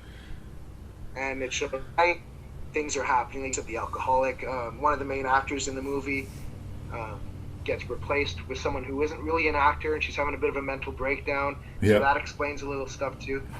And then we see the finished product, the behind the scenes, the stuff behind. So it's like a movie within a movie on a TV show about a movie. It's a lot of fun. And you really have to see the whole thing, because you could be an hour in it wondering if this is even good. Yeah. And then after the next half hour, the whole thing makes sense. You say, this whole thing was good. I just didn't know it was good at the time. That's part of the journey, though, because you go for a little bit going, I'm not sure about this. I'm not sure about this. And all of a sudden you're like, oh no, I'm sure about this. Now I'm positive about this. This is amazing. But yeah, too bad for you if you cash in your chips too early. It also shares some little bit of DNA with Train to Busan, in that there's a really sweet story about a father-daughter relationship that's kind of subtly woven into it. Like, he's not connecting with his teenage daughter as much, and he's got this picture of her up on his shoulder holding a camera that he keeps looking at in this sort of sad way, like they don't have the same relationship. And the whole movie peaks with their jib, their crane that they were using to lift the camera to get the big finishing shot, has been knocked off the building. So they have to make a human pyramid out of their crew with her on the top to get this quote-unquote crane shot for their final moment. And it reframes that picture. There she is on top of everybody's shoulders, holding the camera again, making a movie with her dad. And it's so sweet. On top of everything else, it kind of got me in the feels a little bit. And I was not expecting that. Like you, the first time I watched the movie, I thought it was going to have a real zombie attacks in it. Yeah, like you, I thought, that's what I thought. People are making a zombie movie, and then they actually get attacked by real zombies. That's what I thought going in. And I didn't know that this would be the one film that I ended it over and I had a nice smile, like a happy smile. But, you don't get that with a lot of zombie movies, do you? Aww. It's a fun one to recommend for just how different it is. And as I said, the first half hour, the footage looks great. It looks kind of cheap. But once they switch over to the movie part, crisp HD and everything, and the acting seems better. Not playing, there's acting. I don't know how to explain that, but well, sorry, you were getting a little choppy there. You were saying like it starts off feeling ragged and then it smooths itself out, both in the performances and in the production. Sorry, I'm just sort of filling in. There was a little bit of a gap there. Yeah, and purposely so as well. Yeah, no, it would like the stuff going on behind the scenes, not just what we see, but logistically, like. What does the screenplay to this movie look like? And how many balls is the screenplay guy like juggling? And did they have a for-real lockdown script, or was there some improvisation? Like, I have a lot of really questions about that I would be curious to find the answer to. I don't know the name of the actors, and I could try to pronounce them, but the woman who plays the filmmaker's wife, who ends up being thrown in the movie last minute and is having lines fed to her in her ear and has a complete breakdown. I think that her performance, both as a good actor, a bad actor, and the worried wife in between, is just spot on point all the time. She's basically playing 3 parts simultaneously, and they're all funny. Yeah. Yes, I do like her character in this. She's just out of place, and when they have to ad-lib. Yes. Are you okay? Portion of. You're okay? It's good that you're okay. What about you? Are you okay? It's good that you're okay, and I'm okay. It's good that we're all okay. Love it. Yeah, we're fans of this, and I do like the way you point out it celebrates independent film too, and low budget filmmaking, and I appreciate that as well. Oh yeah, the family that develops. It's sort of like a summer camp atmosphere in a weird way. If you get a good crew together, working together for several months on one particular project, this kind of like isolated little society sort of starts taking place. And yeah, there's been a lot of movies that celebrate it, but never in this particular way. Never zombie flavored. And like I say, how many zombie movies leave you feeling good? Yeah, not too many. And even they had one legit actor, I guess, in their film, and the spoiled Hollywood actor or whatever, and the mother, she even smacks him in the face during filming. One of those like whiny little brat or whatever she says. But yeah, there's so much fun to be had with this, and I just hope that people stick it through. Because if you don't know that this is going to switch. Some people could say this is 20 minutes in and this is not very good. This is badly written. But there's a reason. Just hold on, is all I say. Just hold on. There's a reason for this. Well, and that's what, like, the cinephiles, patient cinephiles can do. Like, again, I keep on sounding like an old man because I'm, I guess, becoming an old man. But these kids today, have a short attention span. If it's not, like, full-on amazing in the first 5 minutes, they're turning it off and going on to the next thing. And a lot of times, sometimes patience doesn't reward you, but sometimes it really does. And sometimes dismissing somebody's tactics as being, stupid, you're actually being played by the filmmaker. Give them time and room to tell their story. And this is very original. Like, there's been, forced perspective movies, there's been one-shot movies, there's been zombie movies, there's been behind-the-scenes zombie movies, but there's no movie like this. And, please don't remake it. Just let it be what it is. Please don't sequelize it. It's just perfect as it is. Thank you very much. And I agree. Don't remake it as well. And I'm worried that someone will. Yeah. But again, I don't see why. You okay?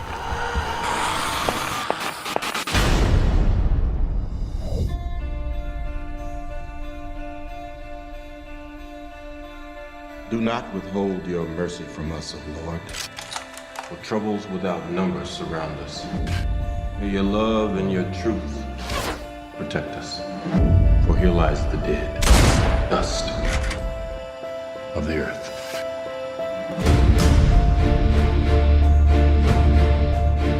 Good always conquers evil.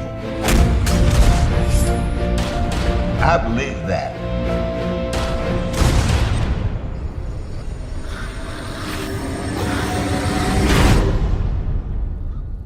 Are you coming home? Are you coming home? I just want you to come home.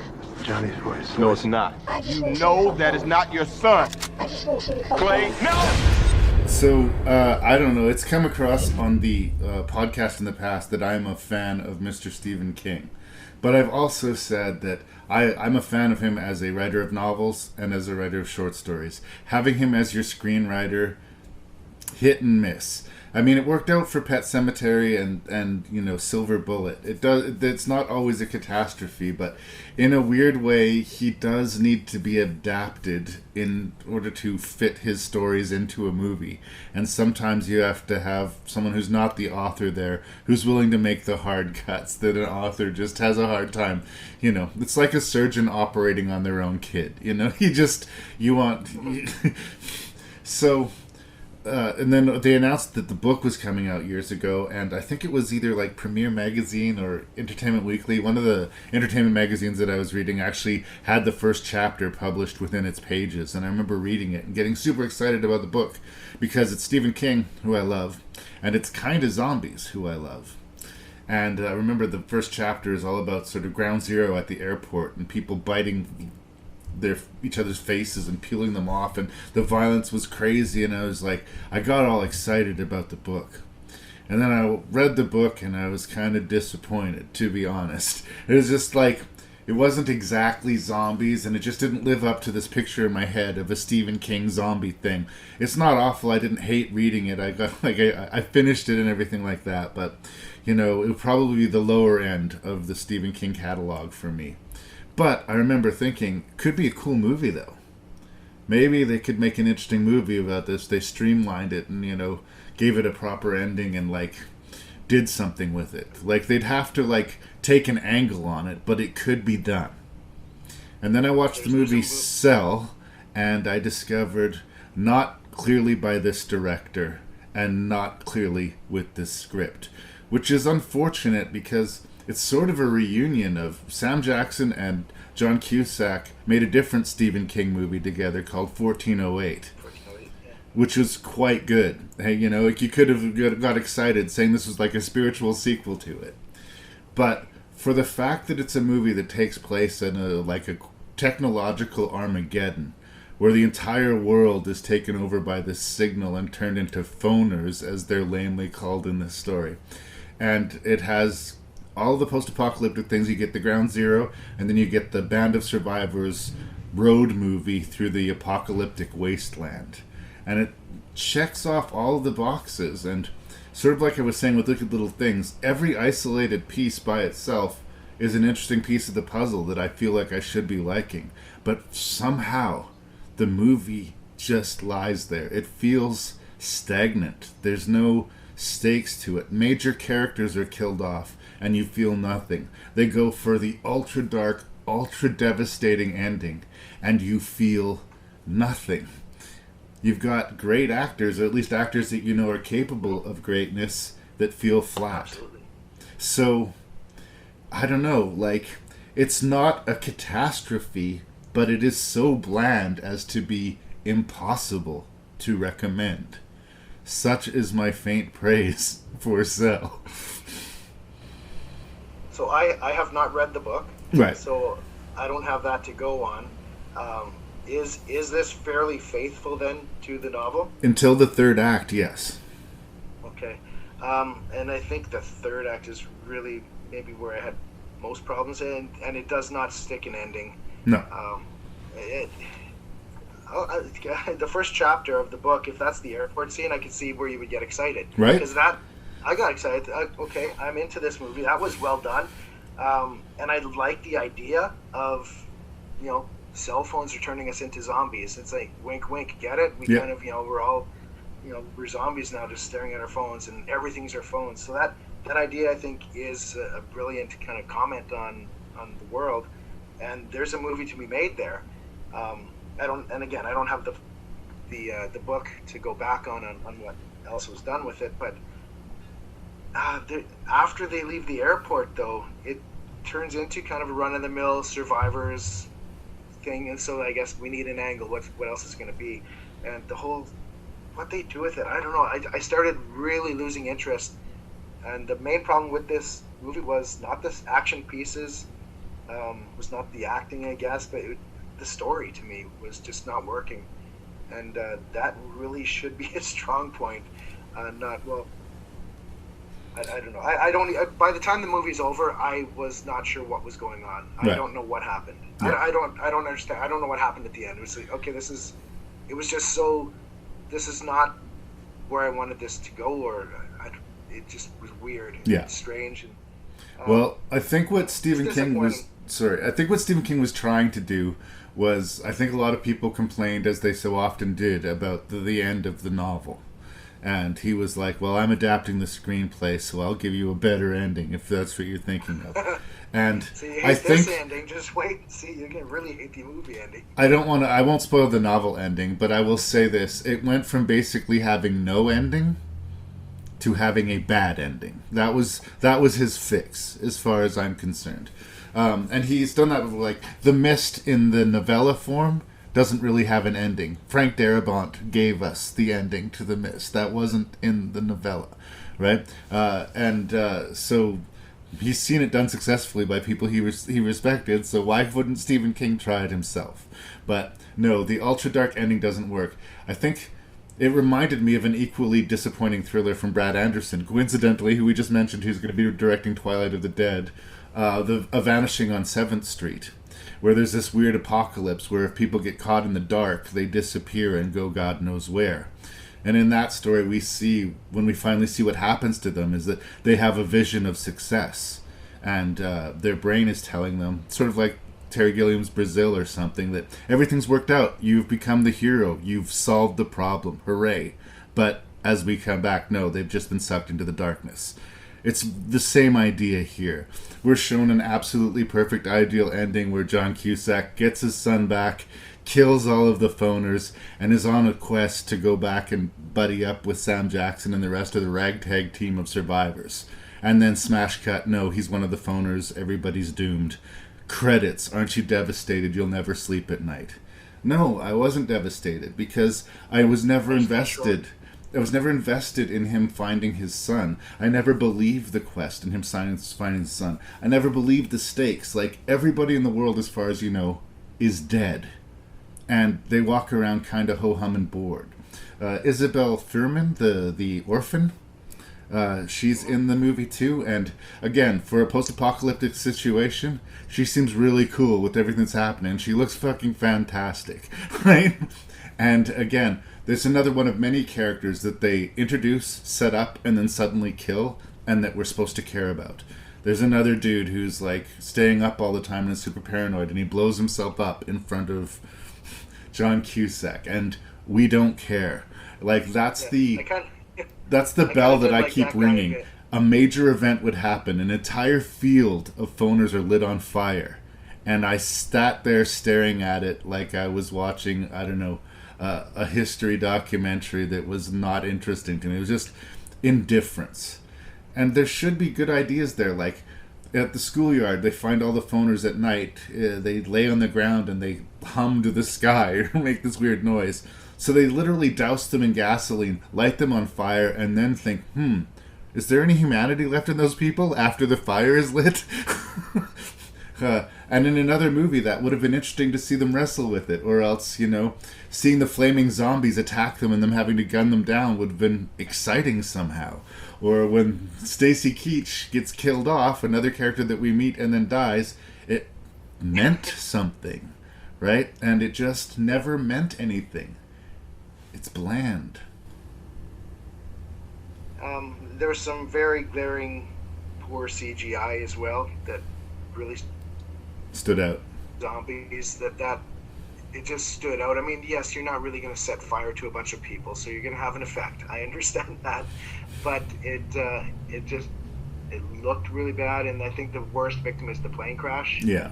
Oh, yeah. In the airport as they're running out, two planes collide in midair and then crashes on the tarmac, and it looks like you're watching a Tom and Jerry cartoon for a second. It's really poor. Yeah. And I understand you're not really going to crash two planes together just for a movie, but if you can't do it, maybe just have a crash in the background. You hear a sound and you see a fireball. We can do that. Yeah. In a movie. If you have to pull your punch, pull your punch.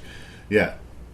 Yeah, it's limits, because that took me out. I thought, what the heck? I actually rewound that because I thought it looked so just weird, and the sizes weren't proper for where they were. But for a moment though, like there's in the airport, the violence there, that was the thing that was really intense. I was at the edge of my seat. That person like starts eating the dog, and that the chef wielding the knife, and it was violent. And I thought, wow, this is everyone's on their phones. Like this could this is how it's all going to happen in real life. Yeah. But and then it's the phoner idea.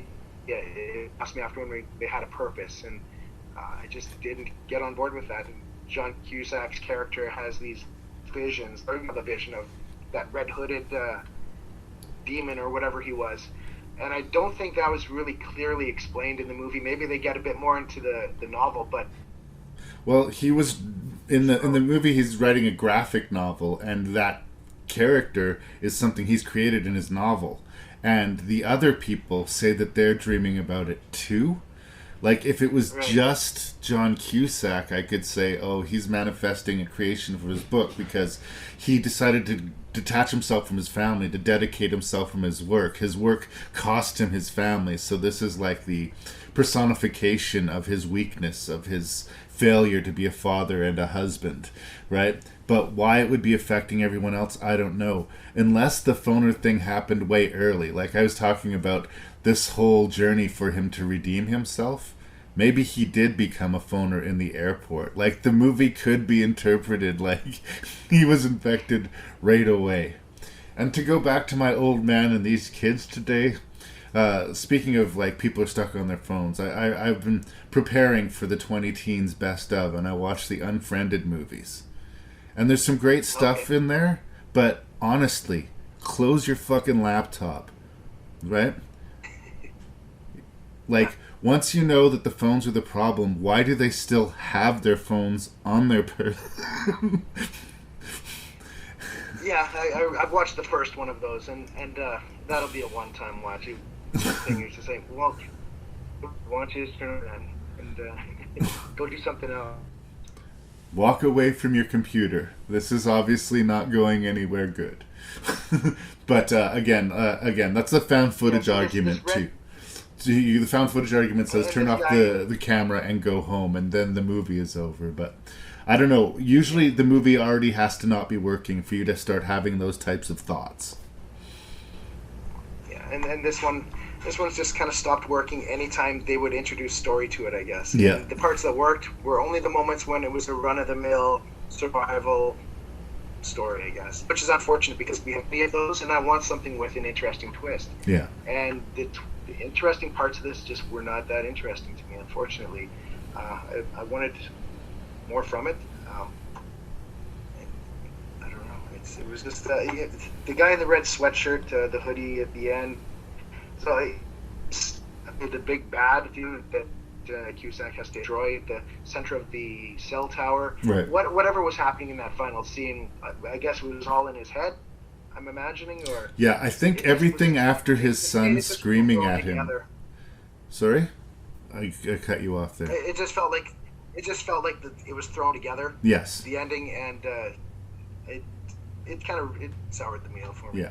I think my interpretation is when he saw his son and his son opened his mouth, his son infected him with the phoner thing. Yeah. But it could be interpreted, I guess, that he was infected the whole time. But either way, it doesn't matter because we don't care.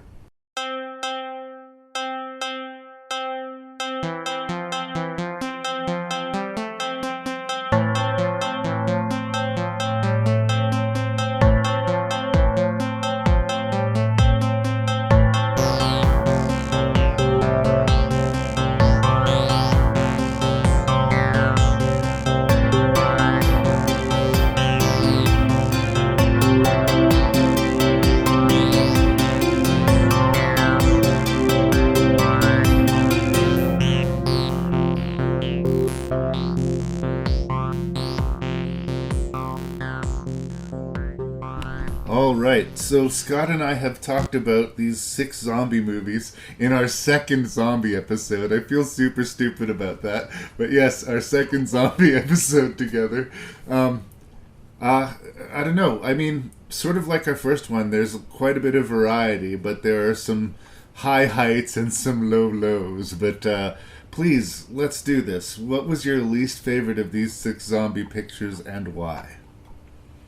Well, we've never matched before, and I don't know if today is the day, we shall see, but at number 6, I'm going to put, there was one movie that kind of bored me, but there was one that kind of just upset me, or made me a little bit disappointed or angry, and the bottom has to be Cell, just because maybe there's an idea there, it did not work as a movie. I thought about putting it a little bit higher because there are some scenes that work, but as a movie, it just does not. So I put that on the bottom, which means Shockwaves gets number 5, and that's again, I was very mild to it. It was kind of a little bit dull, pretty slow, but it didn't hang. So it didn't annoy you? No, it just existed, and that was fine. And that means I'm putting Wicked Little Things at 4th, because I didn't have anything really I found it more entertaining than Shockwaves. The ending hurt a little bit, but there we go. So there's the bottom 3. That's what I'm saying. There was a definite bottom 3 and a top 3 for me. Agreed. And they really announced themselves easily to me, I found. And that's kind of where those ones go. 3rd place is one cut of the dead. In any other rank, it probably could be higher. Yeah. But we got 2 zombie masters above it. And again, is it a zombie movie? Well, yeah, kind of. It's about a zombie movie, so it counts. It's zombie movie enough, damn it. It's literally a zombie movie. That's right. Now here's a tough choice had to be made. So because we're talking about Argento's presentation of Zombie, Dawn of the Dead, we'll give it 2nd place. It's a masterpiece. It's a great movie. I'm gonna give Train to Busan number 1. Train to Busan number 1 impressed me. It's an absolute thrill ride, and maybe if we're talking about the original Dawn of the Dead, I have to make a harder decision. But I'll say, well, Dawn of the Dead, the original, that's different. This is a cut of it, so it is a different movie. I really can't pick apart Train to Busan. No, I love all those top 3 movies were great, but that's where my rank has to go, and I'm pretty comfortable with that. I was a believer. I was thinking we were going to go 6 for 6, but alas, we did not. No. We absolutely agree on the top half of the list, but we disagree on the bottom half of the list. I ended up putting Wicked Little Things at the bottom. I don't know why I wasn't connecting to it, but it was a chore. It was like I was trying to read something, but I couldn't focus on it. It just wasn't holding my focus at all. Maybe it was me, but it was my second time watching the movie, and I don't know. I just wanted to like it more than I did. Now, is this my Stephen King fandom just making me feel guilty that I couldn't deal with putting Stephen King at the bottom, so he had to be in 5th place? I don't know, but I did put Cell in 5th place. For as bad as it is, like I say, its main problem is that it's bland. And for the subject that it's tackling, that's the last thing that this movie should have been or expected to be. Hi, Sarah. Little guest wave from Sarah there. So, yeah, there's worse Stephen King movies. Like, there's several worse Stephen King movies in this. That's the really horrifying thing. It should have been way better than it was. Let's say that, absolutely. So Cell in 5th place. In 4th place is where Shockwaves goes. And it's, again, I've been making excuses for all the bottom half of the list, but I think I like what the movie wants to be more than what the movie is. And, Brooke Adams. I think she's in her early 70s now, but I have strong feelings about Brooke Adams. So we should look her up and say, oh, you're like 75. Okay. Well, you were amazing in Invasion of the Body Snatchers and Shockwaves and many things. Scrooged, or was she in Scrooged? Maybe that was someone else. Doesn't matter. In third place, this is where we start aligning again. One Cut of the Dead, and you are absolutely right. If this was like a Zomcom list or a comedy list or like a lot of lists, this would be right at the tippity top. It's definitely a movie I have no problem recommending, and it does what it's trying to do very well. And I don't know, it left me in a warm place. You know, I didn't feel devastated or drained at the end of it. But yeah, and I'm backing your play 100%. Yeah, Train to Busan arguably wouldn't exist without Dawn of the Dead, but we're talking about the Argento cut, and decades have gone by. Like, filmmaking, the way they approach the special effects, the way they just, like, obviously, Train to Busan is a more impressive technical feat than Dawn of the Dead. But, I mean, they're both absolutely amazing films. And like you, I think if we were talking about the standard Dawn of the Dead that you and I are used to, this would be a much harder decision to make. But because we're going with the European cut, that was my excuse to put Dawn of the Dead in second place, or Zombi, as it is, Zombie Dawn of the Dead.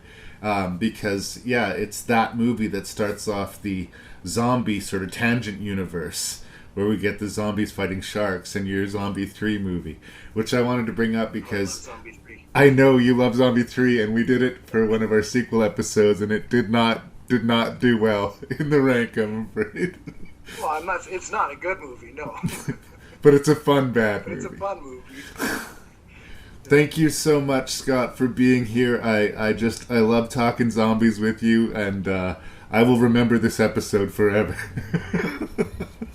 Well, I'm glad. I liked how your top three ended up, because I was worried that maybe that was controversial of putting Dawn not at the top automatically. Right. And I wrestled with that a bit, but I thought, you know what, I can do this. But I think the message is sound and clear that we're both fully endorsing the top three of the list, and the bottom three are for zombie aficionados at best. If that. Yeah, it seems there's a little bit of indifference to maybe the bottom three. Yeah. But there's a lot of love in the podcast air right now. It's your son's birthday and you're neglecting him in my favor. So go spend some quality time with your family and tell them that Larry says hello. I will do that. And happy birthday to you, man. Thanks, brother. This will be dropping soon. I'll let you know.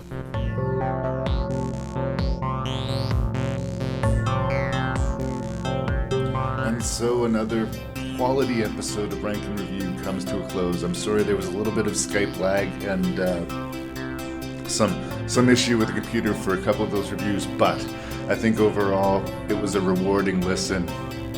It's not like back in the days of COVID where it was getting a little bit hard to listen to. No, I think this was a high quality episode, but I would be more interested about what you think than what I think. So you can send your thoughts to ranknreview@gmail.com. That's ranknreview@gmail.com. Check out the website at ranknreview.ca. I, as always, am your host and random Canadian Larry Parsons. Thank you so much for listening. Please tell that other movie fan in your life about Rank and Review. Please give your ears to the Terror Table podcast and the Shelf Shedding Movie Show. And keep being the awesome podcast listener that you are today. Thank you so much, you guys.